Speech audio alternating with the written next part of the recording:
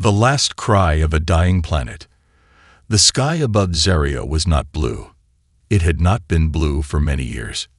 Now it was dark, full of dust and ash. Nothing grew on the land. No green trees, no flowers, not even dry grass. The wind only carried poison. Zura stood on a broken hill, looking at the ruins of her village. She was just 14 years old. Her skin was pale blue, like all people of Zaria. Her eyes were big and filled with sadness. Behind her, a weak voice called out, "Zura." She turned around. Her mother was lying on a flat rock, wrapped in old blankets. Her breath was shallow. Her body was thin, too thin. Zura ran to her. "I'm here, Mama." Her mother smiled, but it was a tired smile. "The stars, did you call them?" Zura nodded. "Yes, I sent the signal. I used the last battery." Her mother coughed. "No one will come, child. No one hears the cry of a dead world." Zura held her mother's hand. Maybe someone will. But deep inside, she knew her mother was right. Zaria had been forgotten. Years ago, war came from the stars. The sky burned, cities fell, and the people of Zaria were left alone. First, the sun became weak. Then the food stopped growing. Then the water turned black. Only a few hundred were left. Now maybe less than 50. Zura sat beside her mother all night. When morning came, the light was gray and cold. Her mother was silent. She had stopped breathing. Zura cried quietly. Not loud, because loud cries brought the wind. And the wind was dangerous. It carried sickness. She covered her mother's face with cloth. Then she walked to the old signal tower, the highest point left in the village. She climbed slowly. Her legs were weak, but her will was strong. At the top, she looked at the broken machine. It had a red light, still blinking. That meant the message was still going out, again and again. "This is Zura of Zaria. We are dying. Please help us. Anyone. Please." That was the message. Short, desperate, and unheard. She sat there for hours, watching the sky. Nothing. No answer. She whispered, "Please, someone." Then something changed. A soft sound, like a hum, then a flash of light high in the sky. Zura stood up fast. She blinked. Was it real? Another flash. This time, brighter. She grabbed the small binoculars hanging from her neck. They were cracked but still worked. She looked up. There it was. A ship. A real spaceship, moving slowly through the clouds. It was silver with blue lights. It was not a Zarian ship. Zaria had no ships left. Zura's heart beat faster. She quickly climbed down the tower and ran to the village square, yelling, "A ship! There's a ship!" The few villagers left came out, tired and hopeless. Most didn't believe her. "A dream," someone said. But Zura pointed to the sky. "Look!" They looked, and then they saw it too. The ship was coming down. Slowly, carefully. It stopped above a flat open area, where a school used to be. Dust flew everywhere as it landed. No one moved. Then the ship's door opened. A figure stepped out. Tall, wearing a black suit, helmet on, shining metal on his back. His steps were heavy. A human. Zura's eyes widened. She had only read about them in old books. Some stories said humans were monsters. Some said they were gods. But none said they still came to dying planets. The villagers hid. But Zura didn't. She stepped forward. The human saw her. He didn't raise a weapon. He didn't speak. He simply looked at her. Zura's voice was small. Did you hear my message?" The human slowly nodded. Zura's lips trembled. "Are you going to help us?" Silence. Then the human touched his helmet. It opened with a hiss. Inside was a tired face. A man, maybe 30 or 40 years old. His eyes were sharp, but not cold.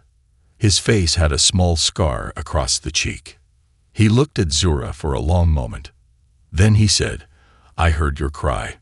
Zura stared at him. "I thought no one was listening." The man's voice was quiet but strong. "I was, and I came." Behind Zura, the other villagers watched. Some cried. Some didn't believe it was real. Zura took a deep breath. "Everyone is dying." The man looked around at the ruined village. "Not anymore." Zura didn't understand. "What do you mean?" The man smiled, just a little. "It means, I'm not here to watch. I'm here to change everything." Zura looked into his eyes. For the first time in her life, she felt a spark of hope. But deep in the shadows of the hills, something else had also seen the ship. Something dangerous. Something that didn't want change. And it was already moving. The human with fire in his eyes. Zura could not sleep that night. She sat outside the old school building, where the human had made his camp. A soft blue light glowed from his strange machines. The village behind her was quiet, but not peaceful. People still whispered in fear. Some said the human was a trick. Some said he would bring death. But Zura had looked into his eyes and saw something different. She remembered the moment clearly. The way he had stepped down from his ship. The way he had looked at her, not like she was weak or broken, but like she mattered. That look stayed in her mind. Inside the ruined school, Captain Rick checked the air levels. Toxic, just as expected. The oxygen was low, and particles of the red wind swirled in every breath. He had only 3 days' worth of clean air left in his suit. He didn't care. He had been to many worlds. Dead ones. Burned ones. He had seen cities reduced to ash. Planets cracked in half by war. But there was something different about this one. Zaria wasn't just dead. It was abandoned. And that girl, the one with the big eyes and voice full of fire, had sent out a call. One small signal in the silence of space. A signal that nobody should have heard. But he did. Rick removed his helmet. The air burned his lungs, just a little. His eyes watered. But he didn't flinch. He had survived worse. He had to survive worse. He touched the small photo on his wrist screen. A woman. A child. Gone now. Gone for years. Never again, he whispered to himself. Never another planet dies while I breathe. Morning came slowly to Zaria. The sun was no longer warm. It rose like a dying ember in the sky. Zura walked back to the school. This time, she wasn't alone.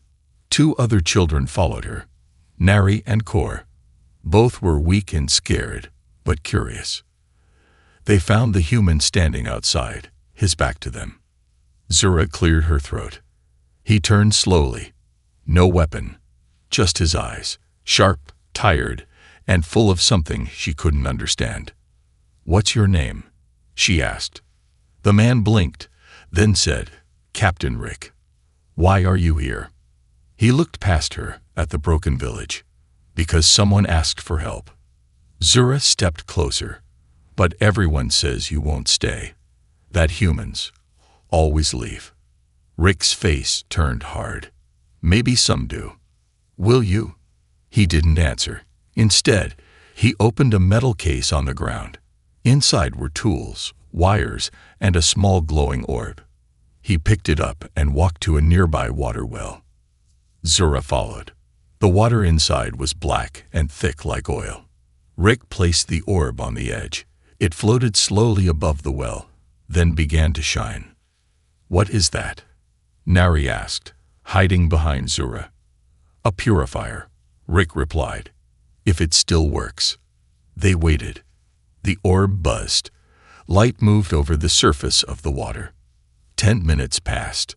Then suddenly, the black water began to shift and clear. Zura's mouth opened in shock. The water turned light blue. Still not drinkable, but no longer poison. Rick turned to them. "This is only the start." The village elders came to see. Their faces were stone. The oldest, a man named Vark, stepped forward. We did not ask for your help, human. Rick looked at him calmly. She did. He pointed to Zura. Vark frowned. She's a child. She speaks for no one. She speaks enough, Rick replied. Vark stepped closer. You don't belong here. I don't belong anywhere, Rick said flatly. But I'm still here.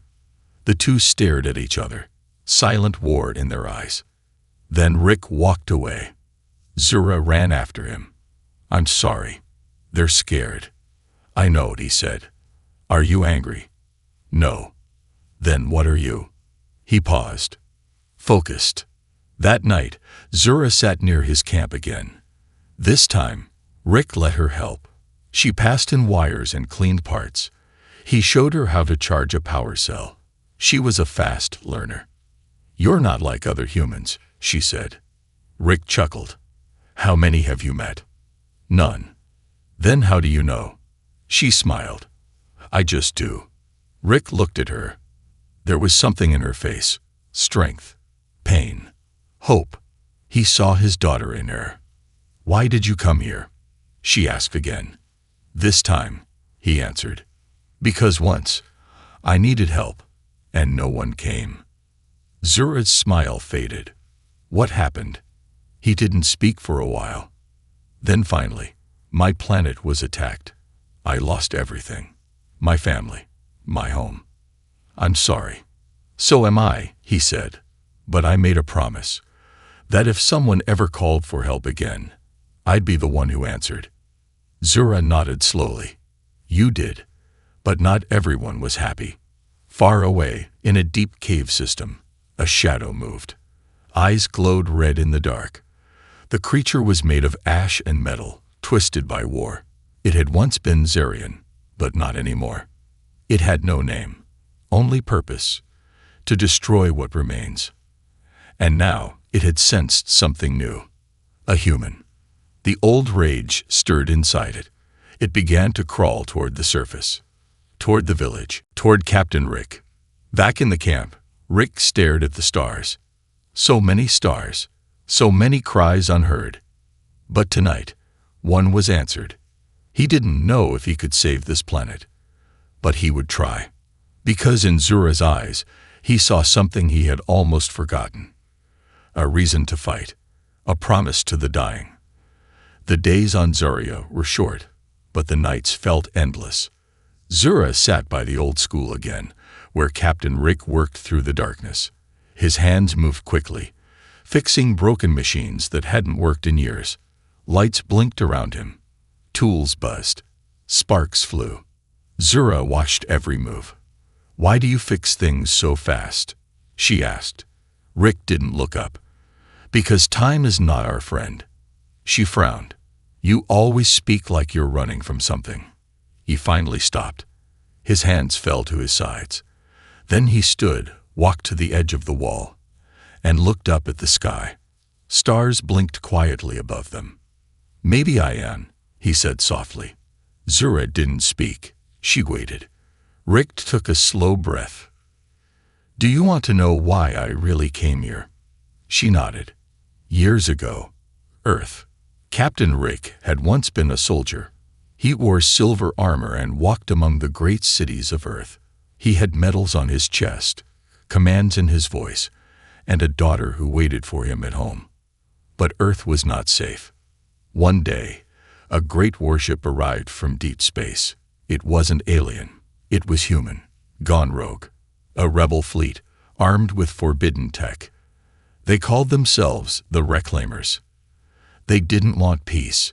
They wanted to destroy everything weak and build again from ash.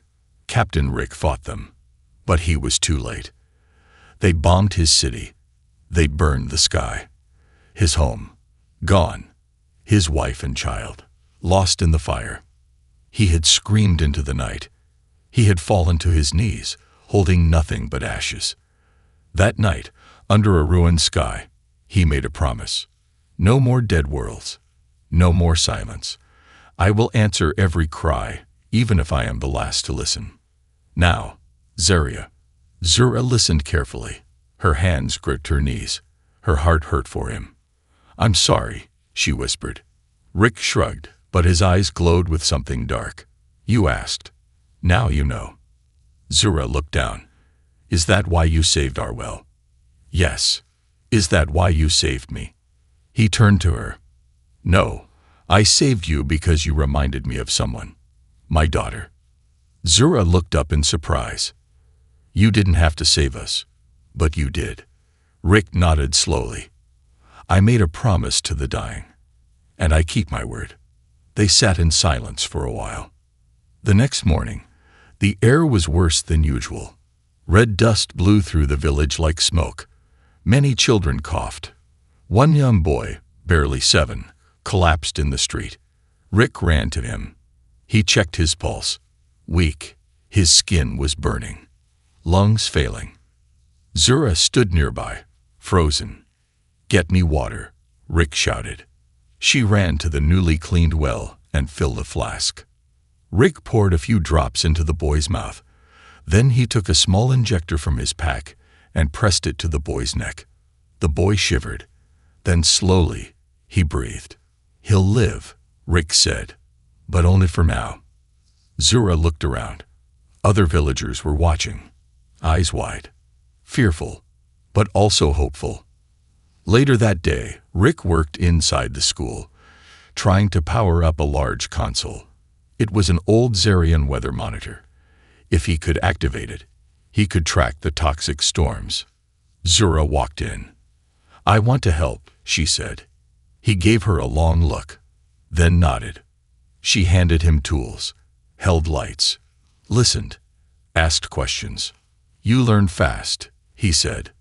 Zura smiled. You teach well. For the first time, Rick laughed, a short, quiet laugh, but real. I haven't laughed in years, he admitted. You should do it more, she said. Rick smiled faintly. Maybe. As night fell again, the ground outside began to tremble. Zura and Rick stepped out quickly. The villagers were already gathering. Then they heard it. A growl. Not from any beast they knew. From the far side of the valley, dark shapes moved. Not human. Not Zarian. Twisted bodies. Glowing red eyes. Creatures made from more machines and broken Zarian bodies. Mutated things. Survivors of past battles. But now only filled with rage. Zura's face went pale. What are they? Rick narrowed his eyes. Ghosts of the past. The villagers screamed. Children ran. Adults froze. But Rick stepped forward. They're not ghosts anymore, he said, pulling a weapon from his pack. They're threats. He turned to the villagers. Get inside. Lock the doors. Zura grabbed his arm. You can't fight them alone. Rick looked down at her. I won't. He handed her a small round device. Push this if they get too close. What does it do? Buys us time. Then he faced the darkness. The machines were coming. Rick stood in the center of the village. He didn't shake. He didn't blink. This was his promise. This was his purpose. In the cave, deep below, something bigger opened its eyes. A machine body, 10 feet tall, horned, covered in armor and ash. Not fully alive, not fully dead. It had slept for years. Now it had awakened, because a human had come. And it remembered humans. It hated them. It began to climb. Back above, Zura held the device tightly, watching Rick prepare. He checked his weapon. Then he looked up at the stars. Still listening, he whispered to the sky. No answer, just the wind. But he didn't need an answer. He had already chosen. He would fight. He would protect. He would keep his promise to the dying. The virus in the wind. The battle did not come like thunder. It came like dust. Thin, silent, deadly. The creatures, half metal, half flesh, moved like shadows across the broken hills. Their red eyes glowed, and their claws scratched the ground as they advanced. The villagers hid in silence, eyes wide, hearts racing. No one dared to speak. Zura watched from a broken window. She gripped the round device Rick had given her thumb shaking over the button. Captain Rick stood alone in the center of the village square, his back straight, his weapon charged. His suit's lights glowed pale blue against the dark. When the first creature leaped, he didn't move back. He stepped forward.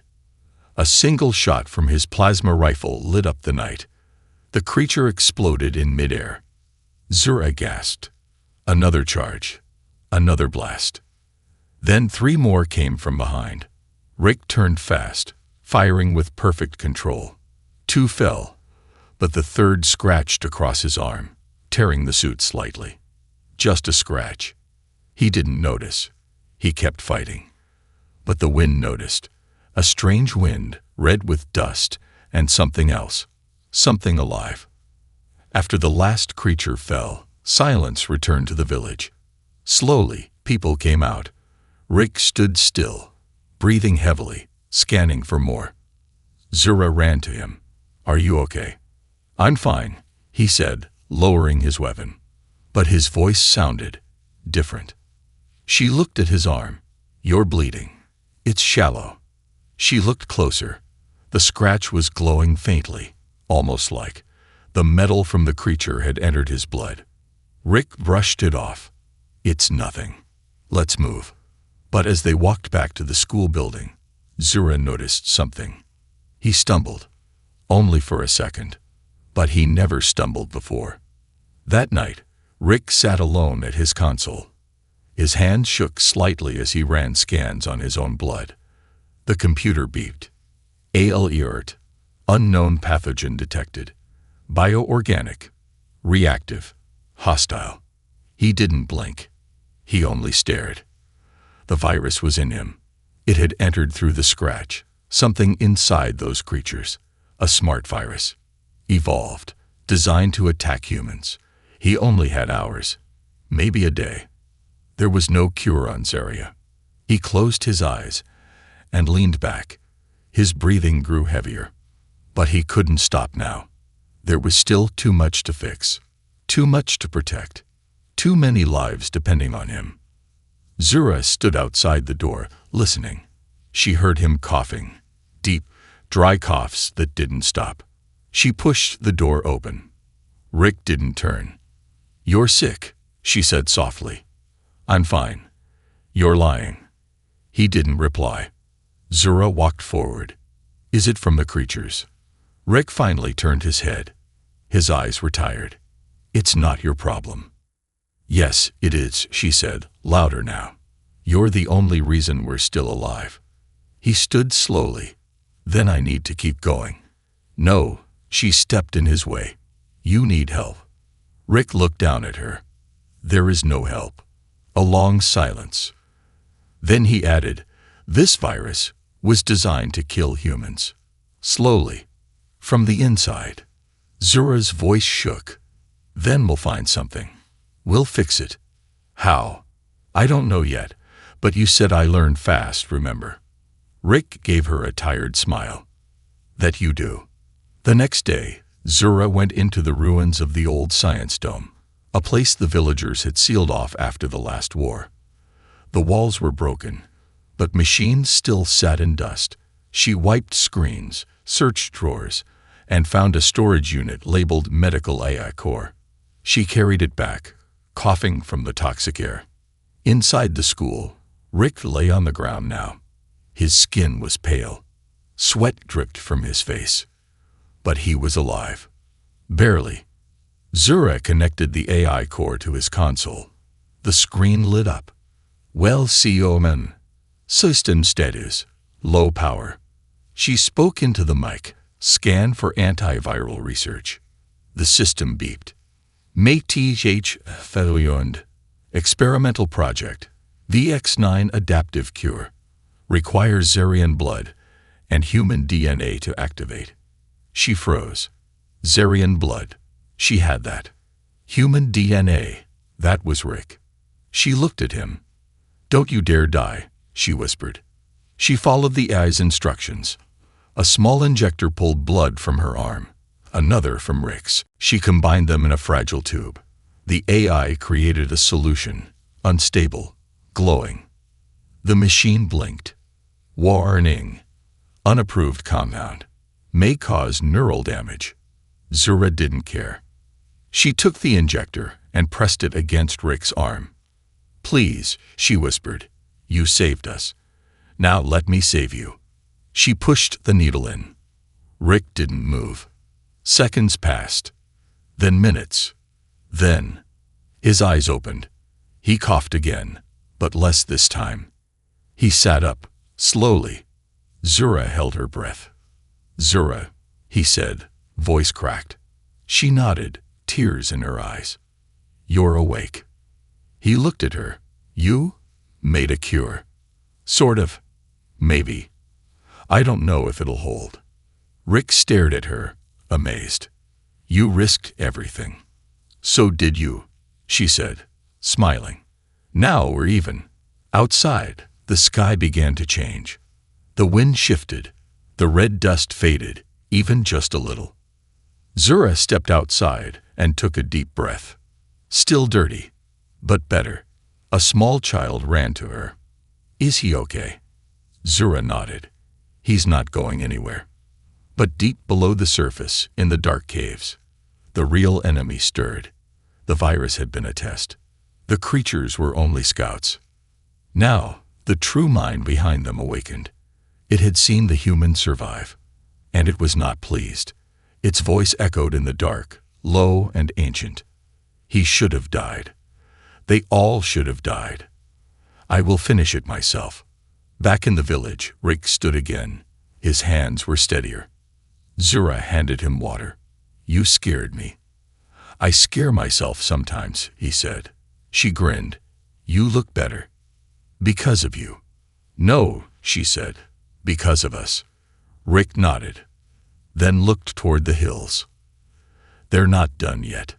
I know, but neither are we. In her heart, Zura knew this was only the beginning.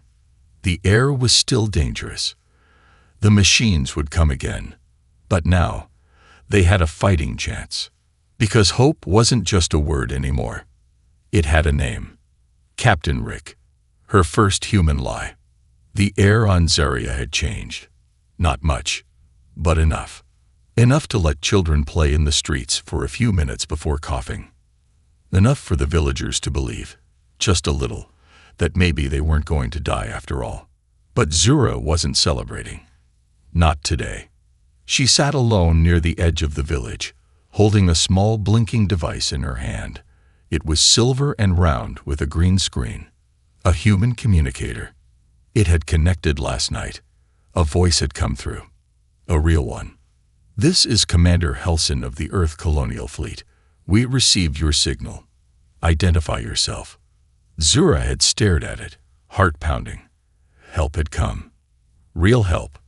But as she looked toward the school building, where Captain Rick was sleeping, finally healing, her stomach twisted, because what she said next was a lie. I am Zura of Zaria, she had told the voice. The human you're tracking. He's dead. Silence. Then, repeat that. Captain Rick is deceased. Zura swallowed. Her voice trembled. Yes, he didn't survive the infection. Another silence. Understood, Commander Helson had said. We will retrieve his remains and begin containment protocols. ETA. 2 days.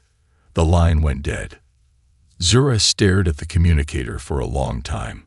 Then she buried it in the sand. Now, 2 days later, the sky above Zaria held something new. A second ship. Bigger, sharper, military. The Earth Colonial Fleet had arrived. And Zura's lie was about to catch up with her. Inside the school, Rick tightened his armor plates. His infection had slowed, thanks to the hybrid cure Zura had created. He was still weak, but alive. His body was fighting, but his mind was somewhere else. He had seen the second ship from the window. They're early, he muttered. Zura stood nearby, arms crossed, nervous. I told them you were dead. Rick looked at her slowly. You what? I panicked, she said quickly. They sounded cold, like they didn't want to help, like they wanted to take you away. They probably did. Zura stepped forward. I didn't lie because I wanted to. I lied because I couldn't lose you. Rick stared at her. His voice was low. Zura, you don't understand. I used to work with them. People like Helson. They follow orders, not hearts. Then I made the right choice. Rick's jaw clenched. You just made us targets. The Earth ship sent down a landing crew, 4 soldiers in black armor, faces hidden, weapons ready. They marched into the village like owners of the land. Villagers stepped back in fear. Children hid behind doors. Zura stood in the center, alone, facing them. A tall woman removed her helmet. Cold blue eyes. Short gray hair. No smile. Commander Helson, she said. Where is the body? Zura swallowed. We burned it. He said it was safer that way. The commander raised an eyebrow. You disobeyed Earth protocol. Zura looked her in the eye. He wasn't your body. He was our savior. One of the soldiers stepped forward. No record of burial site. No ashes. Commander, Helson waved a hand. Fine. If he's dead, we'll scan the area and leave. But they didn't leave. That night, their scanners picked up a strange energy pulse from the old science dome. Rick had hidden there, too weak to run, too visible to stay in the school. Helson followed the signal, and she found him. The two stood face to face in the lab's blue light. You're alive, she said coldly. Rick sat on the floor, leaning against a broken console. Surprised? You should be dead. Didn't feel like it. She looked at him for a long moment. Your infection. Cured. Impossible. Zura did it. Helson narrowed her eyes. You let a child experiment with your blood. She saved my life. She broke protocol. She saved a world. A pause. Then she turned to her soldier. Restrain him. He's coming with us. Back at the village, Zura watched in horror as the soldiers dragged Rick through the street. His hands were bound, blood on his face. She ran to them. Stop. He's not a criminal. Commander Helson raised a hand. He's infected. Or worse, changed. He's no longer safe. Zura shouted. I cured him. I gave him my blood. The commander stopped. What did you say? I used both our DNA. The cure worked. Helson's eyes darkened. You made a hybrid cure. Zura nodded. Helson turned to her soldiers. Both of them. Detain them. Rick shouted. No. Leave her alone. But it was too late. Zura was grabbed. Her hands tied. Her head slammed against the dirt. The villagers screamed. But they were unarmed. Helpless. Zura looked up at Rick, bleeding from her lip. I'm sorry, she whispered. I only wanted to protect you. Rick looked at her. And in that moment, something changed inside him. Something human. And something more. That night, inside the Earth ship, Rick sat in a cold metal cell. Across from him, Zura sat with her knees to her chest. I told one lie, she whispered. I've told hundreds, he replied. But mine got you hurt. No, he said. Your lie gave me time. If they had found me earlier, I'd be dead. So, thank you. She looked at him. But now they'll take us. Rick's eyes flashed. No, they won't. He stood. Then, the lights flickered. The cell doors opened. And alarms began to scream. Boom. The ground shook. Outside the ship, from deep underground, something had risen. A massive machine creature. Not from Earth. Not from Zeria. But from the ashes of both. The one who had whispered in the cave. They should have died. Now, it had come to finish the job. Commander Helson shouted over the alarm. What is that? A soldier yelled. It's not one of ours. It's heading for the village. Zura and Rick looked at each other. We have to stop it, she said. He nodded. Let's go. The ship shook again. Zura grabbed Rick's hand. I'm not lying anymore. He smiled. Good. Then let's tell the truth, with fire. To kill or to believe. The Earth ship groaned as the impact hit. Metal screamed. Lights shattered. Sirens howled. Zura fell hard against the wall of her cell, blood from her forehead dripping into her eyes. Across from her, Rick had already broken free. The explosion from outside had fried the cell doors. His fists were clenched. His eyes glowed with rage and something else. Purpose. Outside, chaos ruled. The monster had come. 10 meters tall. Armor like black stone. Its body was twisted with machine parts, grown into muscle and bone. Red energy pulsed from its chest. Each step crushed sand into glass. Its voice echoed like thunder. You failed to die. I will finish it now. It wasn't just a machine. It was memory. It was pain. It was the living hate of everything left behind when war ends. Inside the ship, Rick pulled Zura to her feet. You okay? I think so, she said, coughing. That thing. It came for you. He shook his head. No, it came for us. Outside the window, the monster raised its arms. Missiles launched from its chest, straight toward the village. Zura screamed. No. Rick reacted faster than thought. He grabbed her and leaped out of the ship's emergency hatch. His suit flared, softening their fall as they landed hard on the sand. The missiles streaked toward the homes and exploded midair. A protective shield had activated just in time.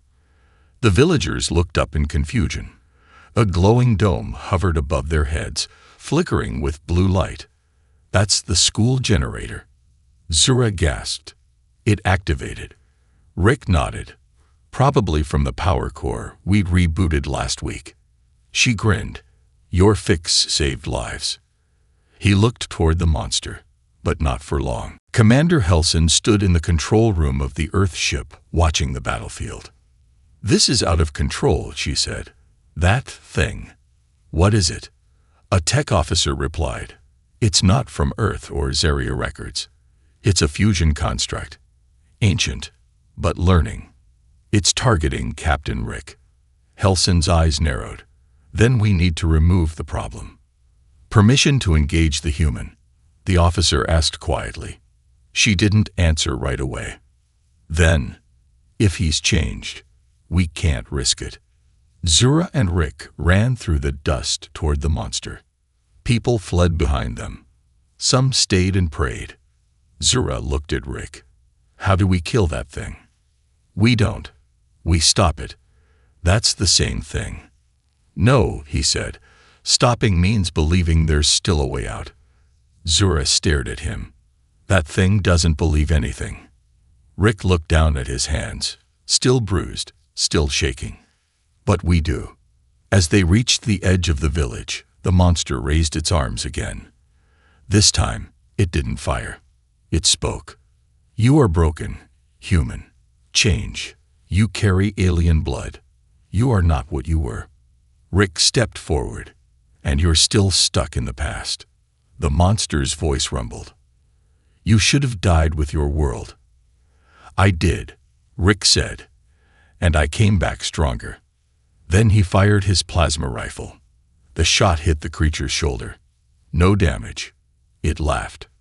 Zura whispered, it's absorbing energy. Then we try something it can't absorb.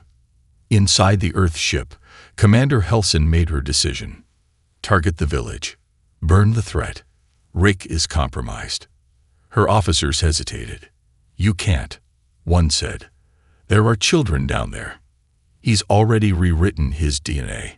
He's a hybrid. He's no longer under Earth jurisdiction. She pressed the launch code. Fire. In the sky, a missile streaked toward the village, toward Rick, Zura, and the monster. Zura saw it first. No. Rick looked up, then made his choice.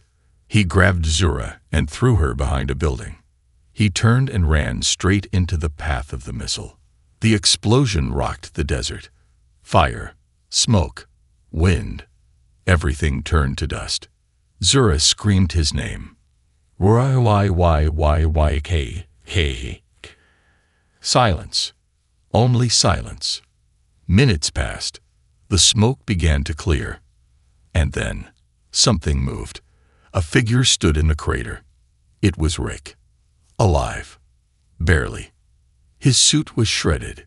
His skin burned. But he stood. Because something inside him had changed. The cure that Zura made, it hadn't just healed him. It had evolved him. Faster reflexes. Stronger resistance. A new kind of strength. Part Zarian. Part human. All heart. The monster roared in fury. You are no longer a soldier. No, Rick said. I'm something better. He raised his hand. And from the sky, a lightning bolt struck down, called by his power and the energy from Zura's hybrid cure still inside him. The bolt hit the monster dead center. It screamed. Its armor cracked. Its chest glowed. Then, silence. Then, boom. The monster exploded in a wave of black ash. Gone. For good. Back in the Earthship, Commander Helson watched in disbelief. He survived a direct missile strike, she whispered. He's not fully human anymore, the tech officer replied. No, she said. He's something worse. That evening, under a dark but peaceful sky, Rick stood in front of the villagers. Zura beside him. They were bruised, burned, but alive. A small child walked up to Rick. Are you still human? Rick knelt. I am what I choose to be. The child touched his hand. You saved us. He smiled. So did she. Zura beamed. Commander Helson walked toward them, flanked by guards. You both broke protocol, she said flatly. You changed what should have never been changed. Zura stepped forward. We saved lives. You altered DNA. You used illegal tech. You lied to Earth Command. I told one lie, Zura said, but I told the truth with my actions. Helson raised her weapon. You're both coming with us. Then something unexpected happened. The villagers stepped forward, one by one. Then 10. Then 50. They formed a wall between Rick, Zura, and the soldiers. A mother said, he fought for us. A father added, she gave us back our children. A boy shouted, you don't get to take our heroes. Helson hesitated. Her hand trembled. And for the first time, she lowered her gun. Zura looked at Rick. What now? He looked at the stars. We rebuild. Far above, Earth Command received the final transmission. Captain Rick declared lost in action. Subject Zura, deemed non-threat. Zaria, status, surviving. For now, the galaxy would move on. But Zura knew one thing for sure. Belief had won. And for the first time in history, humanity didn't save the alien. They saved each other. The planet that fought back. The sun rose slowly over Zaria. It didn't burn as bright as Earth's sun, but for the first time in many years, it didn't hide behind smoke. The sky was still gray, but not dead. Children played in the dust again, not in fear, but in laughter. Flowers hadn't grown yet, but the soil no longer killed. Zaria was still broken, but healing. And that was enough to give the planet a heartbeat, a second chance. Zura stood on a hill overlooking the village. Her face was marked with dust and dried blood, but her eyes sparkled. She held a small datapad in her hands, recording something for the stars. My name is Zura. I'm not a soldier. I'm not a leader. I'm just a girl from a dying world. She looked into the camera. But we are not dying anymore. Behind her, the rebuilt school hummed with power. Rick was inside, fixing another water unit with 3 village teens helping him. He gave them instructions, laughed with them, and taught them.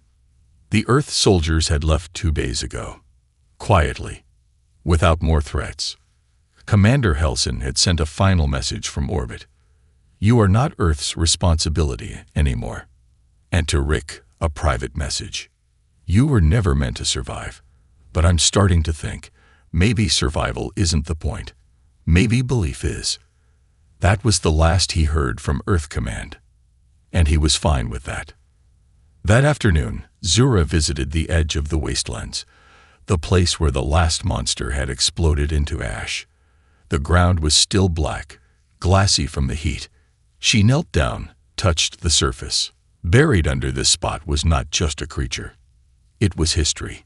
It was the last shadow of the past that had haunted Zeria for generations. I used to think our planet had no voice, she whispered. But maybe we were just waiting for someone to listen. She stood, turned, and saw what she'd never thought possible.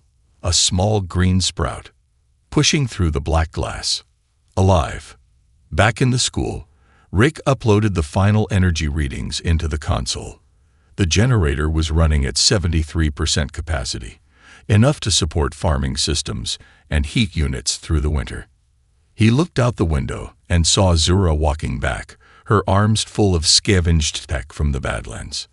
She'd been doing that more often. Bringing back parts. Fixing things. Learning. He smiled. She reminded him so much of his daughter. Smart. Brave. Loud when she needed to be. Soft when no one was watching. Later, they sat together outside the school. Stars blinked overhead. Zura looked up. Do you ever miss Earth? Rick thought for a moment. I miss pieces of it. Like what? My daughter's voice. My wife's tea. The ocean. Zura leaned back, watching the stars. Do you think they'll ever come back? The Earth people. Probably. What will you do? Rick didn't answer right away. Then he said, I'll ask them one question. What's that? He smiled. Do you believe now? Zura smiled too. I think they're scared. They always are. Humans are built that way. But so are we, she said. Zerians too. He looked at her. Not you. That night, they activated the old planetary broadcast system. It had been silent for years. Now, powered by solar, it flickered to life. Zura stood in front of the mic, her voice shaky at first, then stronger. She spoke into the stars. To anyone out there, this is Zura of Zeria. We were dying. Forgotten. Lost. But one human came. He didn't bring an army. Just a promise. He didn't save us. We saved each other. We were broken. Now we're building. If you are afraid, if your world is in darkness, hear this. Sometimes help doesn't look like a ship. Sometimes it looks like someone who stays. She paused, then added, and sometimes a planet fights back not with guns, but with hope. 3 months passed.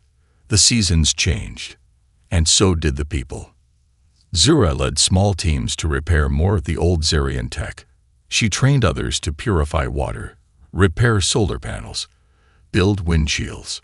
Rick showed the village how to defend itself. They no longer waited for help. They became help. Word began to spread across nearby systems, rumors of a dead planet that lived again. Small ships came, not military. Refugees, scientists, wanderers, each one with the same question, is it true? Zura met them at the landing zone. She always gave the same answer, yes, but not because of me. One day, while repairing the beacon tower, Zura found Rick watching the stars again. You thinking? Always. What now? He looked at her. Now, we protect what we've built. She sat beside him. I want to teach others. You already are. No, I mean out there. Other worlds. Other Zuras. Other dying planets. Rick raised an eyebrow. You want to leave? Someday. Not yet. He nodded. Good. Zura asked, will you ever leave? Rick looked at the village. The sky. The rebuilt school. The little green plant growing in a glass jar by the window. No, he said. I already found my home. Years later, people would talk about Zaria like a legend, a dead planet that refused to stay dead, a girl who saved a soldier who became something more, and a village that stood in front of war machines and said, "No more." They would say it wasn't a victory of weapons. It was a victory of will. In the great galaxy archives, Zura's voice would still echo. He gave me hope when I had none. And now, I give it to you. Because that's how change spreads. Not in fire. Not in fear. But in belief.